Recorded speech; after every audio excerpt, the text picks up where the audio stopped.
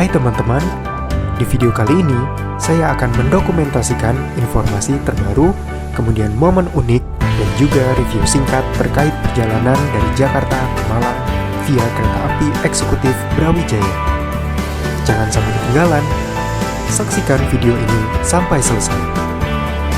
Semoga bermanfaat, selamat menyaksikan. Perjalanan dimulai dari stasiun Gambir, Jakarta. Sebelum berangkat, kita tuh harus check-in menggunakan facial recognition. Jadi, daftar dulu bagi yang belum daftar. Caranya cukup mudah, yaitu datang ke customer service atau stand khusus pendaftaran face recognition dengan membawa KTP asli dan juga nanti akan scan sidik jari. Atau bisa daftar mandiri di aplikasi KAI Akses. Oke, langsung saja kita coba check-in menggunakan face recognition, dan ternyata berhasil. Kita lanjut berjalan menuju peron yang ada di lantai paling atas. Langsung saja kita naik eskalator. Cukup ikuti petunjuk arah sesuai dengan jalur keretanya. Inilah suasana ruang tunggu stasiun Gambir.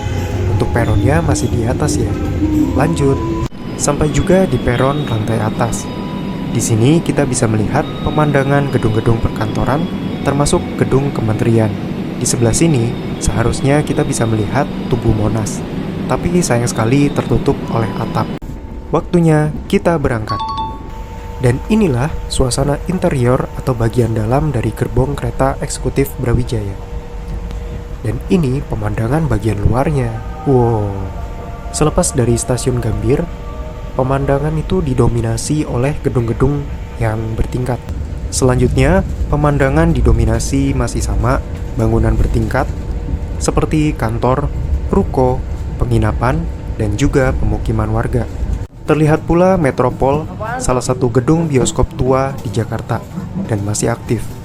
Setelah melewati Metropol, pemandangan kurang lebih masih sama, yaitu gedung bertingkat dan juga pemukiman warga. BTW, ini kenapa ya gedungnya nggak ada yang madep sini gitu? Di belakangin dong. Ya udahlah, lanjut. Setelah beberapa saat, sampai juga di stasiun Gondangdia. Stasiun ini hanya khusus untuk komuter lain. Di Gondangdia itu terkenal dari lagu Cikini ke Gondangdia. Nah, terlihat pula bangunan seni dengan konsep urban klasik untuk inspirasi desain kafemu. Ketika jalur kereta berada di atas seperti ini, kita bisa melihat pemandangan sisi lain dari kota Jakarta.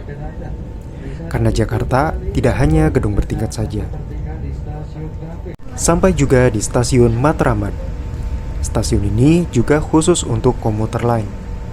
Entah kenapa, setiap lewat stasiun ini, kereta itu bergerak dengan lambat.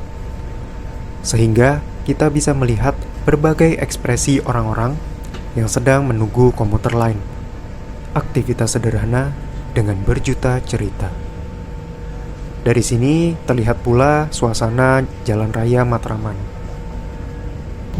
Dari Jakarta Pusat, sekarang kita masuk ke Jakarta Timur. Di sini sudah jarang sekali gedung-gedung pencakar langit. Jadi pemandangan didominasi oleh pemukiman warga. Kita juga bisa melihat aktivitas masyarakat di sekitar rel kereta. Ada yang duduk santai, ada yang main, dan ada juga yang mengabadikan foto atau video. Gak bahaya tak? Ya, gak tahu, tanya yang mau tanya saya. Nah, terlihat kereta panjang. Lah, kok cuma 2 gerbong? Aduh, ya wes lah. Tidak lama setelahnya, terlihat beberapa bangunan seperti kantor KAI. Dan juga terlihat bangunan dengan arsitektur klasik Belanda. Nah, ini adalah pemandangan unik sebagai pengantar masuk ke stasiun Jatinegara. Dan sampailah di stasiun Jatinegara. Stasiun ini merupakan salah satu stasiun tua di Jakarta. Masih aktif sampai sekarang. Bahkan menjadi salah satu stasiun yang tersibuk. Bisa dilihat dari banyaknya peron dan juga jalur kereta. Dan kita bisa melihat kereta komuter lain yang sedang menaikkan penumpang. Sekarang stasiun ini sudah terlihat cukup modern, Tetapi untuk bagian depannya atau pintu masuknya masih terjaga dengan bangunan arsitektur Belanda. Kalian bisa naik, turun, ataupun sekedar transit kereta komuter lain di stasiun ini. Tapi sayang sekali untuk kereta jarak jauh, di stasiun ini hanya untuk menurunkan penumpang saja. Tidak jauh dari stasiun Jatinegara, kita akan melihat suatu area, kalau saya sih menyebutnya parkiran kereta. Jadi, di sini kita bisa melihat berbagai kereta, bahkan ada beberapa lokomotif yang jarang kita lihat ketika melintas. Area ini biasa dimanfaatkan untuk maintenance, bersih-bersih gerbong, dan lain sebagainya. Dan ternyata area ini panjang banget guys. Jadi kayak nggak ada habis-habisnya gitu. Lanjut. Perjalanan dari Jakarta Timur menuju Bekasi. Pemandangan didominasi dengan pemukiman warga. Ya, walaupun terlihat atapnya saja. Tapi yang paling jelas di sini terlihat kubah-kubah masjid. Dan uniknya, sepanjang perjalanan itu dihiasi dengan pohon-pohon pisang. Tidak lupa dengan bendera partai sepanjang perjalanan. Tuh kan masih ada lagi. Lanjut, kita melewati kolong flyover. Flyover apa? Saya pun kurang tahu. Beberapa menit kemudian, terlihat kantor KAI yang cukup besar bangunannya. Seperti ini. Dan ini bisa menjadi salah satu patokan bahwa kita telah memasuki salah satu stasiun besar. Ada yang tahu stasiun apa? Apaan tuh? Ya, benar sekali. Stasiun Bekasi. Jadi seperti ini pemandangannya sebelum masuk stasiun Bekasi. Sampai juga di stasiun Bekasi. Pemberhentian pertama untuk menaikkan penumpang sejak berangkat dari stasiun Gambir. Letaknya berada di kota Bekasi, Jawa Barat. Walaupun stasiun ini tidak begitu besar, tetapi stasiun ini merupakan stasiun yang cukup aktif karena difungsikan untuk akses komuter lain, KA lokal, dan juga kereta jarak jauh. Bangunannya cukup modern karena sudah direnovasi agar fasilitasnya lebih memadai. Kaget. Kaget. Yaudah, kita lanjutkan lagi perjalanannya.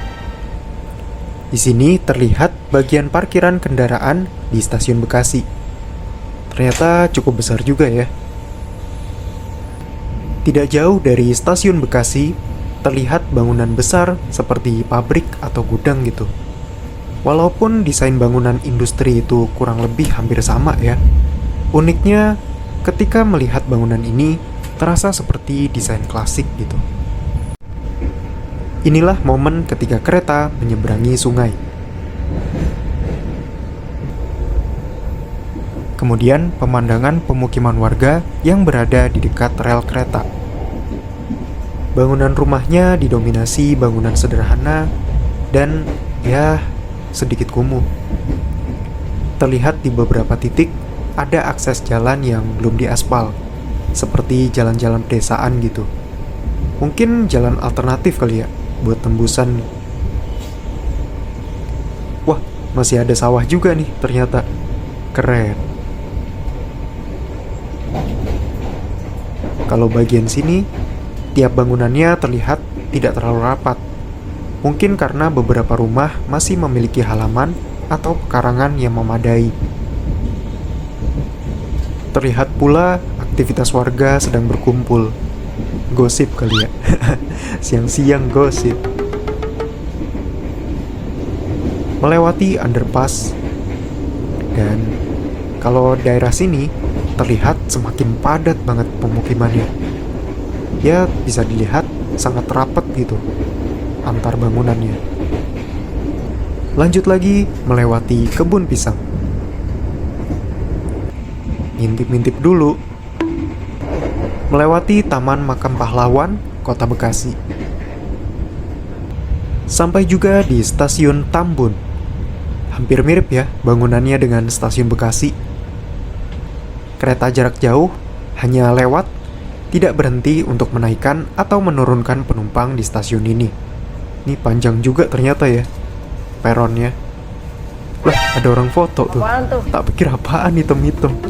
Waduh. Wih, ada kolam pemancingan daerah sini. Dan terlihat suasana pedesaan yang asri. Tapi kalau dilihat nih, makin kesini kayak pasar tradisional ya. Soalnya banyak toko-toko dan juga ada warung di sana. Ada kereta lewat. Sekarang kita melewati area perumahan yang cukup modern. Terlihat bagian luarnya saja sih. Melewati lahan kosong, tapi uniknya hijaunya itu kayak bagus gitu. Coba dimanfaatin ya, misalnya perkebunan atau sawah. Ternyata ada sawah juga nih. Ya syukurlah, bisa jadi lebih produktif. Sampai juga di stasiun Medland Telaga Murni. Stasiun ini bukan pemberhentian kereta jarak jauh. Makanya kereta melaju dengan cepat ketika melewati stasiun ini. Akhirnya melihat lagi pemandangan sawah yang hijau dan menyegarkan mata. Tapi kenapa ada bendera partai ya? Biar apa coba dipasang gitu? Biar biur. Waduh. Daerah sini jika dilihat dari jauh, terasa suasana pedesaannya. Terlihat lagi hamparan sawah yang hijau. Dan tetap saja ada bendera partainya, walaupun dikit. Entah kenapa, melihat sawah hijau seperti ini, hati saya menjadi tenang. Apalagi mendekati misalnya waktu panen, padi mulai menguning, mungkin pemandangannya akan lebih eksotis lagi. Bentar deh, itu perumahan di tengah sawah ya? Unik juga. Menyeberangi sungai lagi. Mungkin inilah yang disebut perumahan mewah. Mepet sawah maksudnya. Canda. Di luar perumahan tersebut, ternyata masih berdekatan dengan perkampungan warga yang terlihat asri juga. Dan juga banyak tambak ya di daerah sini. Bermacam-macam ya, ada sawah, ada tambak, ada kereta lewat. Setelah tertutup kereta, ternyata masih ada pemandangan sawah. Dan setelah sawah, seperti biasa, melewati pemukiman warga lagi. Ketika melintasi daerah sini, entah kenapa pemukimannya itu terlihat lebih tertata rapi dan juga masih banyak penghijauan. Dan sampai juga di stasiun Cikarang. Kereta di sini berhenti sejenak untuk menaikkan penumpang. Tapi tidak semua kereta eksekutif menaikkan penumpang di stasiun ini. Kalau bentuk bangunannya, ya tidak jauh berbeda ya dengan stasiun yang sebelumnya. Mungkin lebih mirip stasiun Bekasi juga. Daerah Cikarang ini terkenal karena banyak pabrik maupun gudang-gudang besar yang mendirikan industrinya di daerah sini. Tidak lama setelahnya, kita dapat melihat sebuah area yang banyak sekali kendaraannya. Saya nggak tahu nih spesifiknya apa, tapi terlihat seperti industri otomotif. Ya iyalah, mungkin karoseri kali. Perjalanan berlanjut, dan kita melintasi area hijau. Tapi sepertinya kurang dimanfaatkan dengan baik. Terlihat didominasi tumbuhan alang-alang atau rumput liar. Padahal luas banget dan subur gitu tanahnya. Kemudian melewati kebun pisang yang cukup luas. Selanjutnya melewati perkampungan warga lagi. Sebentar deh. Nah, seperti inilah gambaran yang lebih mendekati suasana kampung di Jakarta pada zaman dulu, sekitar tahun 90-an sampai dengan 2000-an awal. Kalau kalian pernah nonton Sidul Anak Betawi, mungkin inilah gambaran perkampungan pada zaman itu. Jadi nostalgia nih. Tidak terasa kita akan melewati stasiun Lemah Abang. Walaupun bukan bangunan klasik ya, tapi bangunannya ini sangat khas stasiun. Sayangnya kereta eksekutif tidak berhenti untuk menaikkan atau menurunkan penumpang di stasiun ini. Tidak lama setelahnya, kita melewati deretan bangunan yang cukup unik dengan konsep urban vintage semi-industrial. Cocok nih untuk inspirasi desain kafemu yang edgy dan kekinian itu.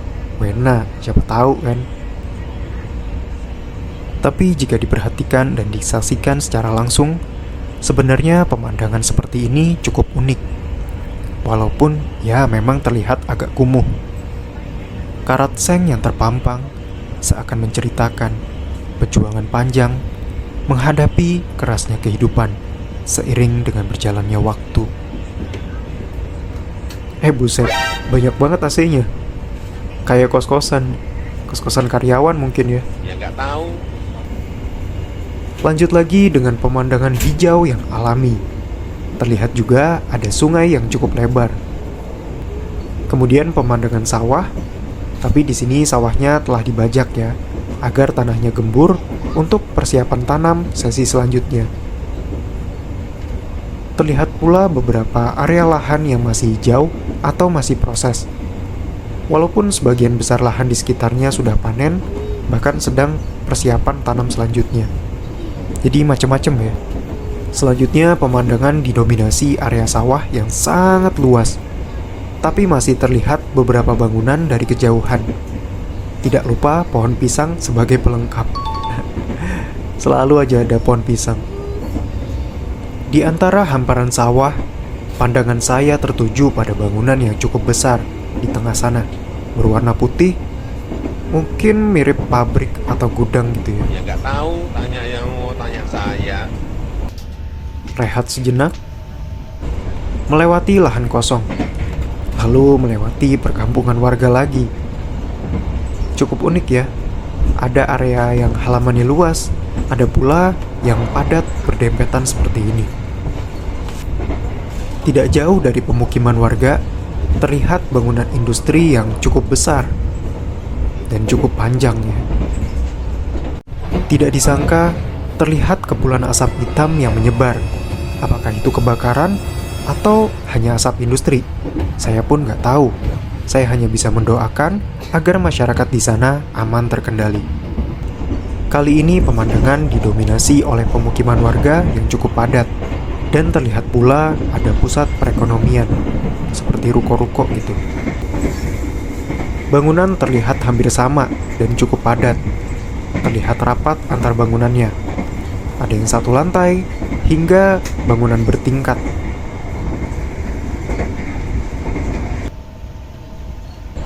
Melewati lahan hijau lagi, tapi sayangnya masih didominasi rumput ilalang. Dan terlihat pula ada industri yang berdiri. Cukup luas juga nih industrinya. Maklumlah, daerah industri. Beberapa menit kemudian, kita memasuki area persawahan lagi. Sawahnya luas dan hampir seluruhnya sedang proses tanam. Makanya pemandangan itu terlihat sangat hijau. Tiap lahan sawah dipasang kain putih yang berkibar ketika tertiup angin. Dan ada juga yang dipasang tali atau jaring. Sepertinya perangkat tersebut digunakan sebagai pengganti orang-orangan sawah untuk menakuti hewan-hewan atau hama perusak. Kayaknya bendera partai yang tadi kita lewatin itu digunakan sebagai orang-orangan sawah kali ya. Ya nggak tahu. Ide kreatif nih. Siapa tahu kalian pengen nyoba juga di kebun kalian. Ya, selamat mencoba. Nah, di sini kondisi lahan sawah pasca panen. Jadi hasil samping proses pemisahan beras selanjutnya dibakar agar tidak menjadi sarang hama. Setelah melewati sawah, terdapat perkampungan warga yang menurut saya cukup indah. Karena bangunan rumahnya tertata rapi, terawat, dan memiliki halaman yang memadai. Ya, suasana pedesaan lah. Selanjutnya kita melewati lahan yang cukup unik. Karena di pinggirnya atau bagian pembatas lahannya itu ditanami pohon kelapa. Pemandangan pemukiman lagi, tapi kali ini view-nya itu atau angle-nya lebih tinggi. Jadi terasa lebih luas jangkauannya. Ini banyak lahan kosong juga ya di belakangnya. Dan ada juga nih kebun yang dibatasi tembok tinggi. Takut dicolong kali ya. Dulu kampung di Jakarta masih banyak lahan yang terlihat seperti ini. Tapi ya sekarang sudah didirikan bangunan semua. Pemandangan daerah sini juga mengingatkan saya akan kampung di Jakarta di awal tahun 2000-an. Ya transisi ke desain rumah yang lebih modern. Tidak terasa sampai juga di stasiun Cikampek. Jika dilihat, stasiunnya cukup besar ya. Tapi untuk kereta ini tidak menaikkan atau menurunkan penumpang di sini. Tidak lama kemudian, kita bertemu lagi dengan hamparan sawah. Inilah pemandangan sawah yang telah dibajak ya agar tanahnya gembur untuk penanaman musim selanjutnya. Jika kalian melewati area ini saat hijau atau pas lagi mendekati panen, wah pasti deh akan view atau pemandangannya lebih memukau dan eksotis. Lihat saja, sejauh mata memandang hanya terlihat hamparan sawah yang sangat luas. Apalagi waktu sinar mataharinya cerah ya. Misalnya saat sunset atau sunrise. Udah gak bisa berkata-kata lagi deh, indah banget. Setelah beberapa menit, pemandangan masih sama, hamparan sawah yang sangat luas. Daerah sini area sawahnya emang luas banget ya, kayak gak ada habis-habisnya gitu. Luar biasa. Tidak lama kemudian, akhirnya kereta melewati sungai. Cukup besar juga ya, bahkan melewati 2 sungai loh. Wah. Beberapa menit kemudian kita lihat, apaan tuh rame-rame? Ya nggak tahu, tanya yang mau tanya. Sampai sejauh ini, pemandangan masih didominasi dengan hamparan sawah yang sangat luas. Dan juga terlihat Menara Eiffel. Iya. Menara Eiffel dengan kearifan lokal. Area sawah kali ini pemandangannya cukup unik karena waktu pemanenannya itu beragam ya, sehingga kita bisa mengamati. Ada sawah yang masih proses, ada yang baru saja dipanen, dan ada juga yang sedang persiapan prapanen. Selain itu, sawah di area ini terlihat berbeda, karena nggak hanya ditanami padi, tapi bisa dilihat ada beberapa tanaman lainnya. Ada juga gubuk-gubuk kecil di tengah sawahnya. Kalau saya sih berimajinasi seperti sawahan yang indah, apalagi pas lagi hijau gitu kan, kayak iklan RCTI zaman dulu tuh. Untuk sekedar informasi saja, ini tuh pemandangan bukan kekeringan ya, tapi memang kondisi setelah panen atau pasca panennya dari tanaman padi yang belum sempat dibersihkan. Sepertinya saya melihat ada bangunan unik lagi nih, berwarna putih di tengah sawah. Seperti perumahan ya kalau dilihat dari jauh. Setelah melewati sawah yang sangat luas, akhirnya melewati suasana pedesaan lagi yang tentu saja indah dan juga damai. Lalu melewati sawah lagi. Bersyukurnya saya masih melihat hamparan sawah yang produktif, dan semoga saja tetap lestari. Entah kenapa saya suka dengan komposisi angle seperti ini. Ada rel kereta yang otentik, kemudian pemandangan pedesaan yang indah. Sayangnya sudah mendekati maghrib dan cahayanya semakin redup.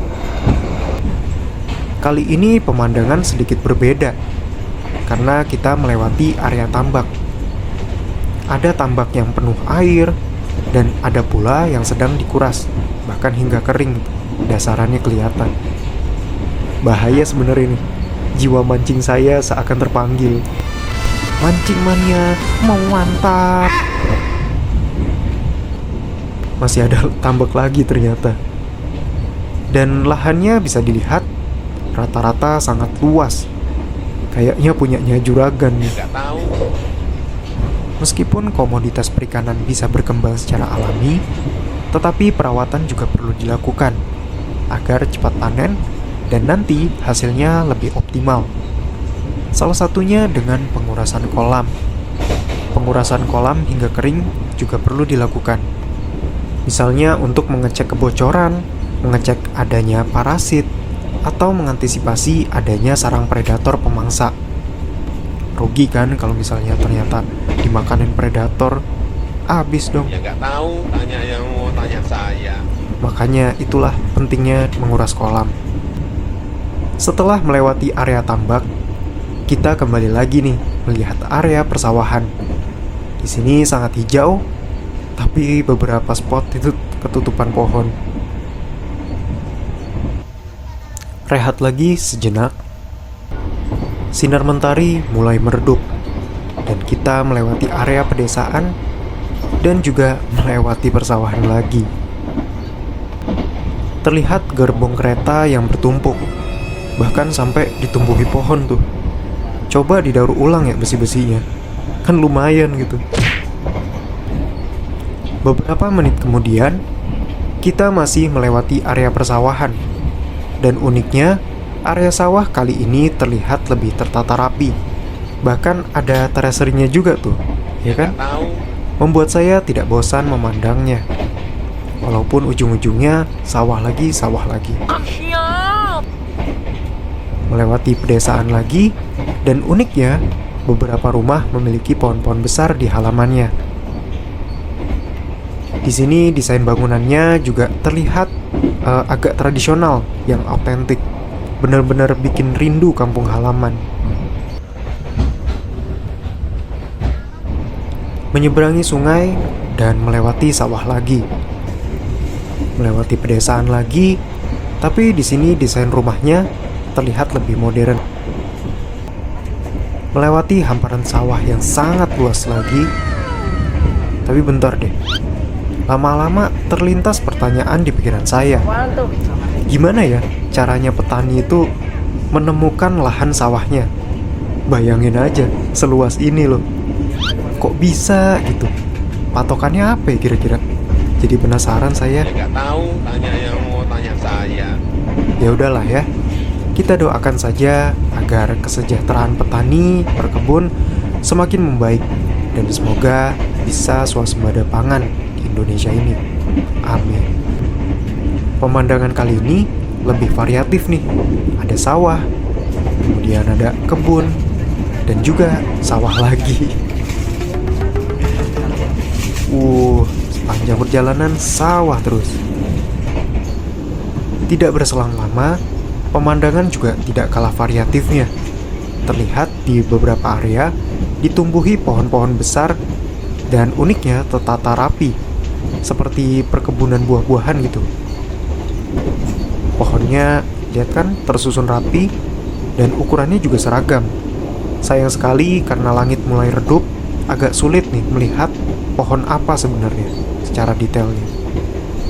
Beberapa area sawah ada yang diberi sekat pembatas, tapi tidak terlihat jelas ditanami apa di dalamnya. Selain itu, untuk area sawah kali ini, garis batas lahannya itu terlihat sangat rapi. Lihat aja, garisnya lurus-lurus gitu. Nah, di sini sawahnya unik nih. Kalau misalnya cerah, wah kelihatan banget nih bagusnya dan unik. Langit semakin gelap, tidak terlihat aktivitas petani maupun warga, dan suasananya semakin mencekam. Pemandangan menjelang maghrib di suatu desa. Lampu luar rumah sudah menyala, tapi tidak terlihat lagi sedikit pun aktivitas warga sekitar. Lampu penerangan jalan juga jarang terlihat ya. Bersyukurnya desa ini sudah terjangkau dengan jaringan listrik yang memadai.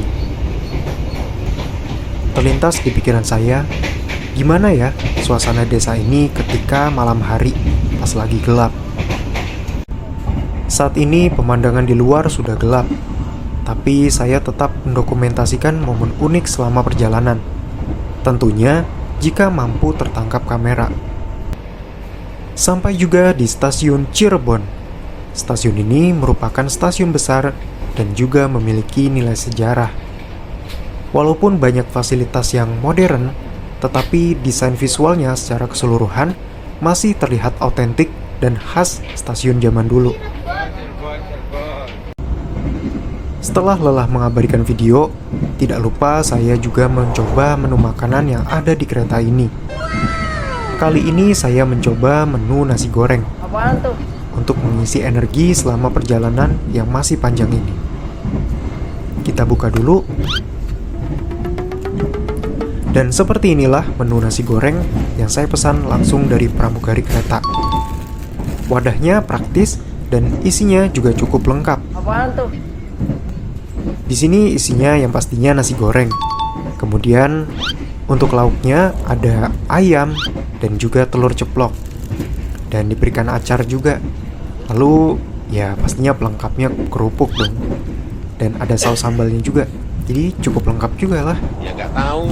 Tanpa basa-basi, langsung saja kita santap makanannya. Tidak terasa sampai juga di stasiun Tegal. Stasiunnya juga lumayan besar dan desainnya cukup autentik. Di sini suasananya juga masih ramai ya, banyak yang menunggu kereta. Di dalamnya ada franchise makanan modern dan juga minimarket. Tapi kenapa nggak ada wartegnya ya? Kan jadi kurang lengkap gitu. Masa di Tegal nggak ada wartegnya gitu? Kurang dong. Ya nggak tahu, tanya yang mau tanya saya. Kita lanjut melihat toiletnya. Jadi seperti ini bagian dalamnya. Apaan tuh?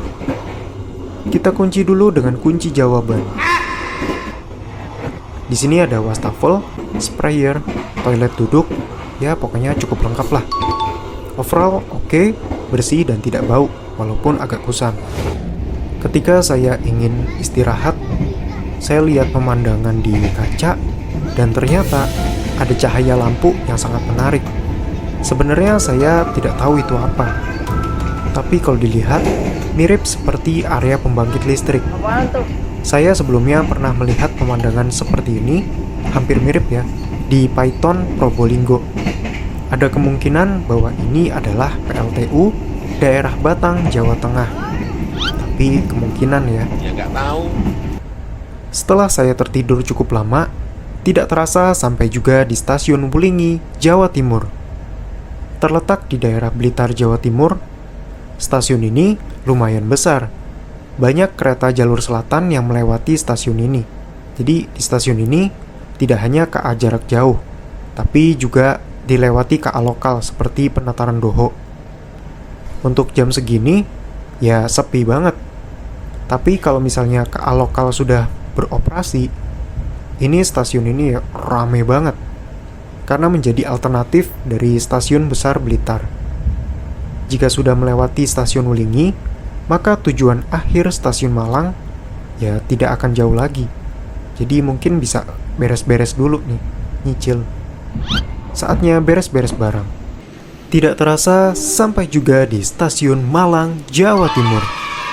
Tadi saya tidak sempat mendokumentasikan saat turun karena sangat crowded atau rame banget lah. Dan inilah kereta Brawijaya yang baru saja saya naiki. Ini pemandangan sisi lainnya. Momen yang sangat indah ketika terlihat ada bayangan gunung yang berdiri dengan gagahnya di ujung sana. Apaan tuh? Dan inilah suasana lorong jembatan penyeberangan arah keluar stasiun. Kalian bisa memilih keluar lewat pintu lama ataupun pintu baru. Sebenarnya saat ini adalah momen golden hour sunrise. Dan langitnya lagi cerah-cerahnya nih. Tapi nggak mampu ketangkap dengan maksimal di kamera saya. Langit cerah kemerahan seperti ini jarang sekali terjadi. Sehingga saya menyempatkan untuk mengabadikan beberapa momen sebelum keluar meninggalkan stasiun. Sekiranya sudah cukup, kita lanjutkan lagi perjalanan keluar stasiun. Saya berencana untuk keluar menuju pintu yang baru. Lanjut menuruni eskalator. Pintu baru lebih dikhususkan untuk kereta jarak jauh saja. Tapi, kalian juga bisa naik atau turun melewati pintu yang lama. Untuk akses ke KA lokal, hanya bisa melalui gerbang pintu lama. Oke, mungkin cukup sekian untuk perjalanan kali ini. Dukung channel ini dengan subscribe, like, komen, dan share. Semoga bermanfaat. Terima kasih dan sampai jumpa di konten berikutnya.